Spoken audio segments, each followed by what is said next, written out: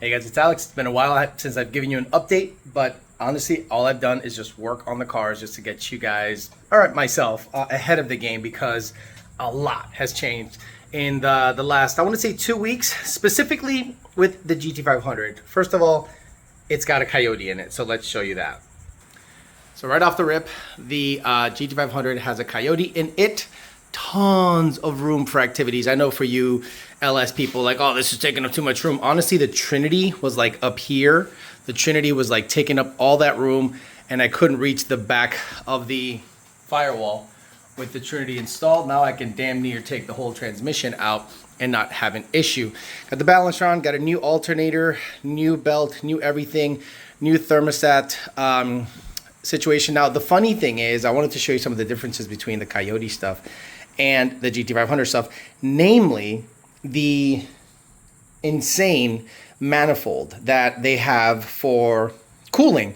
So this is where the thermostat housing, this is a thermostat housing, and then you get a radiator hose from here to here, and the other radiator hose from the bottom here. Now, I cannot use the stock radiator, and I'll show you why.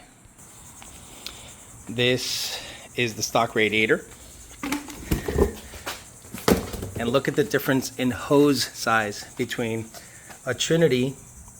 Actually, yeah, it's a little, it ain't that different, but the problem is the hose has to be different. But if you look at the inlet, basically, or I don't know, the bottom part, this fan is badass though, by the way. If you ever have the opportunity to upgrade to a GT500 fan, that's what you want to get.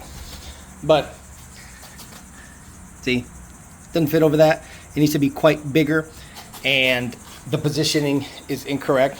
And if you look at the manifold, meaning the hose that the GT500 uses, look at this. Yeah, this is what they use. That's the hose that goes from, I believe, the bottom. So you got to flip this guy. It goes like that, underneath the car. So imagine you're underneath the car. You got to put all this shit together like this. Like, ridiculous. Like, the amount of bullshit that went around the GT500 was a problem. I wish I could just find, honestly, the more I look at it, the more I might be able to use the radiator, but I don't want to have to like super stretch these over that, because honestly, they're not supposed to be hogged out. They're obviously different. So, see. So I won't be able to use the GT500 radiator, so I have to get an S197 Coyote radiator that has a slightly smaller, you know, hose inlet to be able to use these guys. This is it. For GT, this is it. For GT500, this web of bullshit. I know you can eliminate a lot of that, but honestly, you know, come on, let's just simplify everything. I currently have the T56. I can't see much. I currently have the T56 installed, and I'm using the Harbor Freight table to hold everything up because I wanted to get some new bolts. I have the ultimate headers installed already, so everything went in one shot. Not the trans though. It's got a McLeod RXT clutch in it right now. So again, T56 being held up by this little table. Once I get access to the bolts, I'll be able to take this table. This table was a lifesaver. I could not have put that T56 up by myself without this table, so it was crucial to get that guy on there. And as always, the quick jacks are doing a great job supporting the vehicle. So I'm gonna just keep cranking on it. Get this guy like that. There you go. I'm gonna just keep cranking on it and try to get as much done as possible. And then hopefully it'll be running in about a week, maybe, because I'm gonna make it run NA. I was trying to, talk to Magnuson and them, and they were talking about providing a supercharger and stuff, but haven't heard anything, so I'm like, forget it. I'm not gonna wait for anybody. I'm gonna put a stock manifold on it, stock cold air, just to get it running, to make sure that the cam stuff, because I did move this from a locked cam situation, this illuminator, to a VCT situation. Now the intake cam is a 15 cam, a Gen 2 cam. So I'm gonna be limited in phasing on that, but I think I'll be okay because it's just gonna be idle quality. We don't really recommend this for customers because we don't wanna chase idle issues. I don't care. This is gonna be a car that I'm gonna race, so I don't care about, perfect idle quality. If I have to phase the cam a different way, no big deal. And there's a slight power benefit, but not enough for, recommending you guys do something similar. And no AC, so it'll be very simple. You won't see any bullshit down here. It'll be a very simple setup. So once I get all that situated, I'll give you guys another update. Another thing you're going to have to buy if you're doing a Coyote swap on a GT500 is you got to buy a Coyote engine harness, because the Trinity engine harness is made for different coils, a couple different connections, but the vast majority of stuff is reusable. This is just going to control the injectors, couple of sensor injectors, coils, stuff like that. So that's something that you're going to have to get when you decide to, Coyote swap a GT500. So this actually goes right into the stock PCM, the ARL5 PCM. I'm just going to tune that Copperhead ECU with a Coyote tune, and it should take no problem. So let me go ahead and get this guy installed. Okay, so coils, guys, if you realized how expensive coils are nowadays, they're like 50 bucks each or 40 something dollars each. So imagine you got to buy 8 of them because you are now putting a Coyote in your GT500. Oh, sorry, Snick. Oh, there you go, bitch. So, okay, that's going to be 400 bucks. So that's an unforeseen cost. A lot of people are asking, why are you putting it back to stock? Well, this is why. I made some custom changes on the cams. I want to make sure that takes. If the cam stuff takes, I'm good. I'm happy. And once we look at data logs, make sure the coolant and everything is running properly, make sure that there's no leaks or anything weird. I do all that vetting, and then I can just shove a blower on it. Right now, still working with a bunch of people to figure out which blower is going to go on it. Magnuson, Roush, or a rear feed 2650, which I have right here. But this is a GT500 bolt pattern with a Kenny Bell 168 bolt pattern for the throttle body. So, and this one is damaged. This one, I think, has some busted bearings. Bearings back there aren't happy. So, gonna send it to Greg Kong, port it, and fix it. We should be good to go. But if I do use that blower, that means I'm gonna need a custom lower manifold, similar to Department of Boost, but supposedly, a little birdie told me that Matt Coates of MFP has a Coyote to GT500 bolt pattern intercooler ready to go. So I'm waiting for that.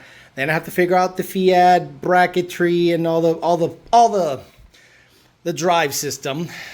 Probably get a 20% because the one I currently have will not work. So got to do a whole bunch of stuff. So I'm gonna probably spend another $2,000, $3,000 bucks on this car just to get it running to the way I want. But for now, I'm gonna put the coils in and an evap delete. If you're not gonna run evap like I'm not, because this is gonna be race car stuff, this guy literally goes in there and it deletes it. So this little guy, where is it? This little guy goes nowhere. It just kind of dangles there. Power by the Hour sells an evap delete, nice printed part. So I'm gonna go ahead and put the coils on, put this guy on. Then I'll show you a part that I got for Donnie, and that should wrap up the update. All right, so got the coils installed, $400 coils, crazy. And this is Gen 1, so if you have a Gen 2, these connectors are different, but early Gen 2, early 15 or late 14, whichever way you want to look at it, had the same one. So there was a bit of a discrepancy as to which coils to get, because early Gen 2 had these coils, so you had to order Gen 1. So I said everything's Gen 1 on this car. So Gen 1 harness, Gen 1 connectors, Gen 1 coils. 16 and up has like the white connectors that you press down. These are the kind you flip up, then you press down, and then you undo. Okay, let's go over and take a look at the Circle D converter. So, because of Donnie's popularity on the channel, this car, I think, is relevant to a lot of people that have a Gen 1, because in my opinion, Gen 1 is extremely relevant. The weight, the solid rear end, a bunch of stuff. This car is built to go drag racing. So, Circle D, all of a sudden, sent me a converter. And look at what they put in here. Where is it? Where is it? Where is it? It says Donnie somewhere. Let me see. It's a 6R80 Pro Series 258 2B. So it's probably a 3B. Oh no, 2B. Well, the thing's tight. I don't know if it's going to work for this car, but it's better than what it's got right now, that's for sure. So where is it? Where it says Donnie on it? It says for Alejandro Flores / Donnie, it was shipped at Power by the Hour. So shout out to you guys, Circle D. Thank you guys so much for getting me this guy.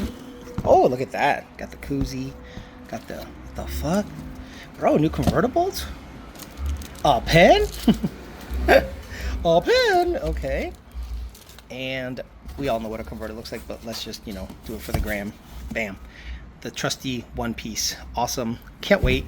So I'll probably be looking for someone to put this in because I can't. I literally don't think I can lift the car high enough and mess around with the 6R80. That's a very heavy transmission. So I want to make sure that someone else put it in.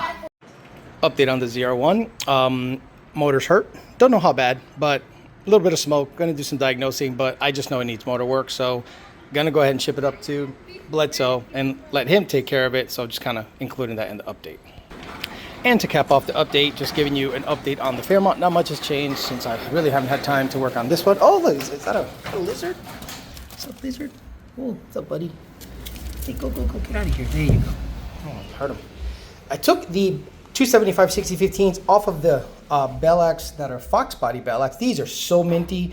I don't think I'm going to sell them. I'm going to keep them because it's not worth selling. I love them. But I ended up getting the S197 Dimension Bellacs from John Lund Sr. And I was able to fit the 275 on it because this car takes an S197 backspace and width. It actually fits quite perfect. So I'm really happy that this 275s are able to be used on this wheel setup, and it actually looks pretty good. I'll have to take the holy shit, I'm sweating.